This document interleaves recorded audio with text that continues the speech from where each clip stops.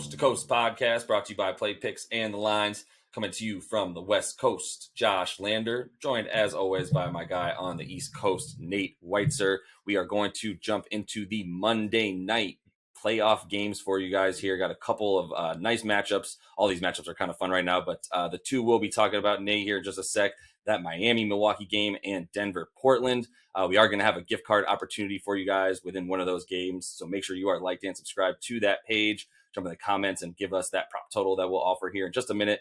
And if you still need a FanDuel or a DraftKings account, make sure you head to fdpicks.com or dkpicks.com. Find those local listings in your area and a bunch of really cool promos that we have gone through. Just a couple quick ones. Bet $25 on any NBA champion. Win $5 to bet with for each round that champion advances in. Another great one, every day that you do just bet $25 on the NBA playoffs.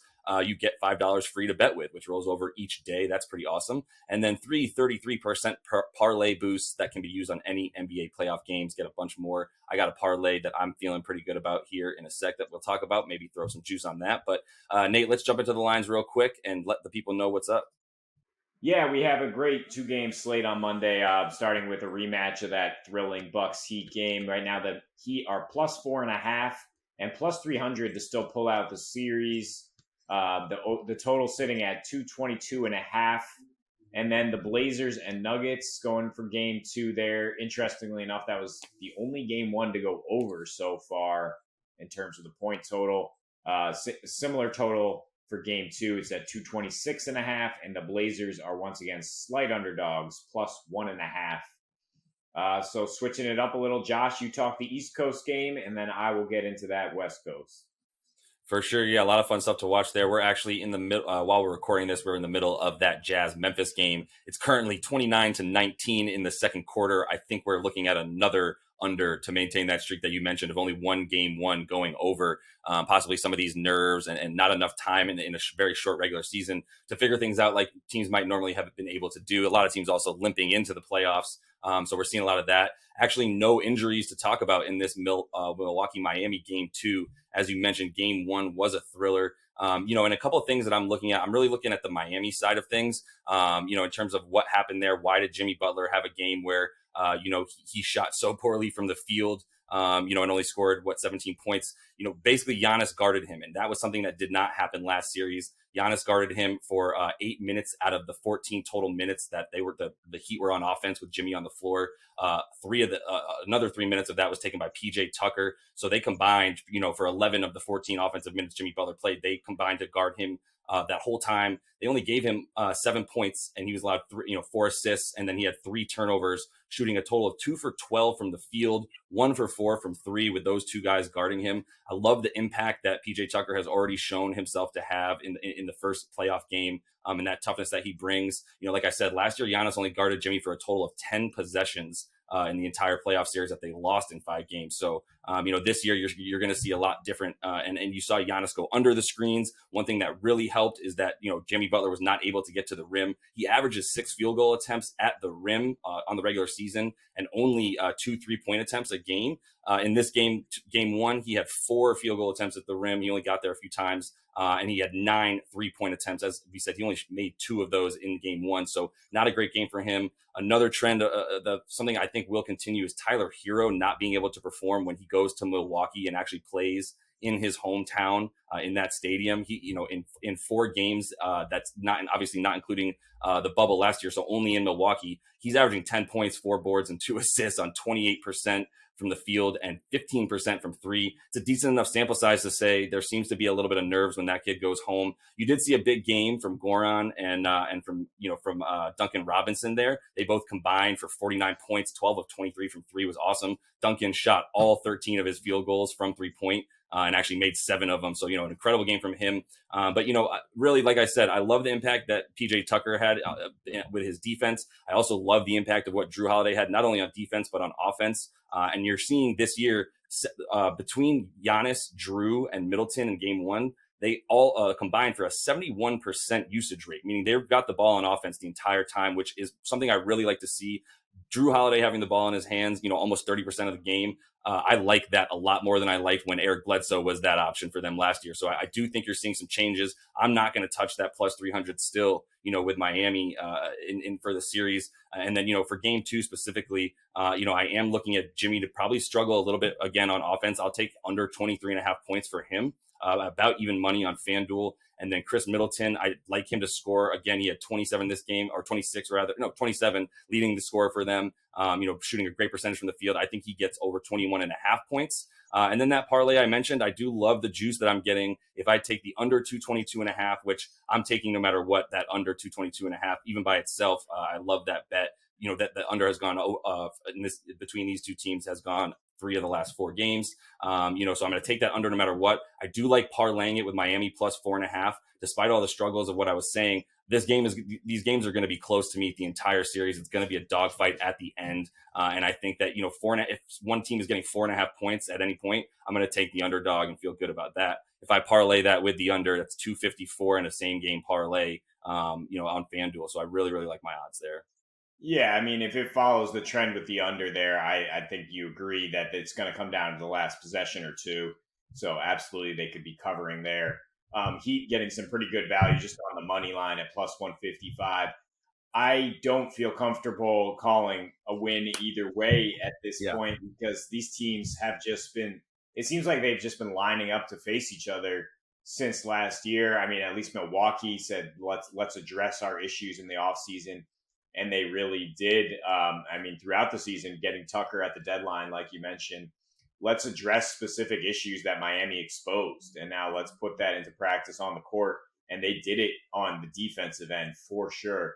And then you have Eric Spoelstra, who's just somehow put together the best game plan. I mean, with Bam Adebayo helping to execute it to slow down Giannis, to slow down that Bucks offense. I think you will see that trend continue with both teams struggling to score. So I like targeting the under first and foremost.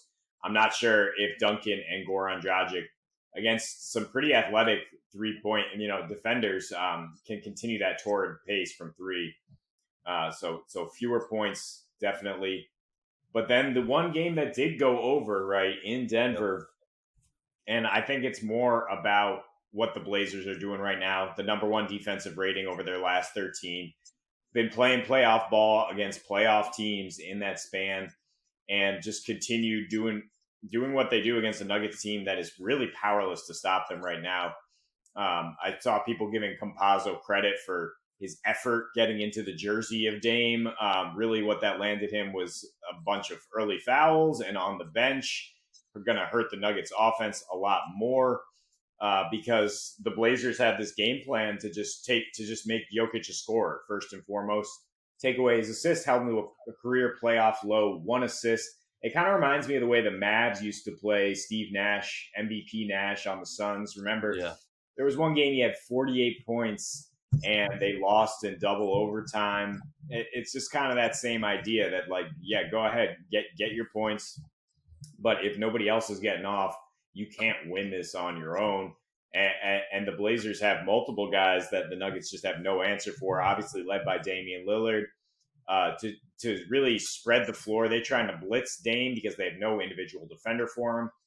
And it just left things wide open for Carmelo to get off, for Anthony Simons, for the Blazers to shoot 48% nearly as a team from deep.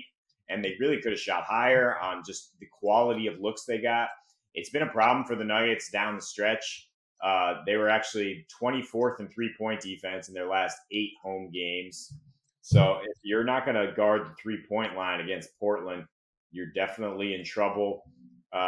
Again, I think we could see a lot of points here, but I'm taking the Blazers points, their team total at 113.5, because I know the Nuggets can't stop them. I do expect the Nuggets to actually ramp up their offense, though, for Jokic to figure out how they're playing him and still manage to get other people involved. So I do like the over in general.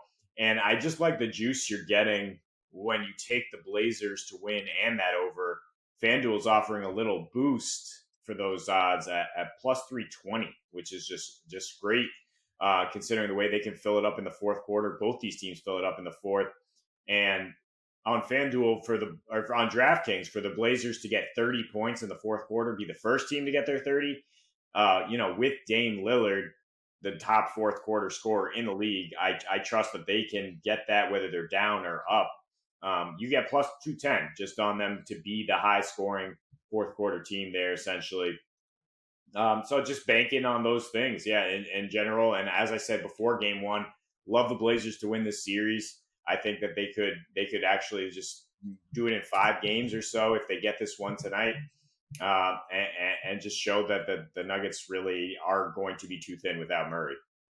Yeah, no, I fully agree, and I think you're right on with the idea of what Terry Stotts and company are doing is basically just let Jokic be the scorer. They're still going to frustrate him. Nurkic does a great job on him, and they have a couple other bodies to throw at him at least to get some fouls and piss him off. But not letting the other guys be the factors, not letting other guys catch the ball. In their spots. It's a lot like also what your Celtics did to Kobe when they actually beat him in the finals, and they just said, all right, Kobe, like shoot 40 times. That's totally fine. Even if you get 40 points, your team's not going to score 115 because nobody else will. So, I'm completely with all that. I do like, to continue trying to target the under. I do think it was a little bit of an anomaly to even get those 23 points. Like you said, the problem is going to be if Denver can actually stop Portland. And that's going to be the name of the game of the series, and it's also going to impact the totals heavily because if they can't stop Portland and you do see them score in the 120s, that total is going to be pretty hard to target because you have to decide are the Nuggets going to get blown out tonight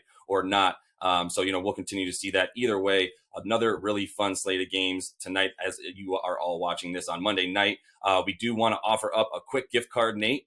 So if you do want to guess the total points, rebounds, and assists of Nikola Jokic tonight as he takes on the Blazers for the Nuggets, put that total in the comments. Make sure you are liked and subscribed to the video to be eligible for that. And we'll look to get that to you guys here for whomever is able to guess that correctly in the coming show. So make sure you get on that, and happy betting tonight. We'll be back with another show for you guys tomorrow.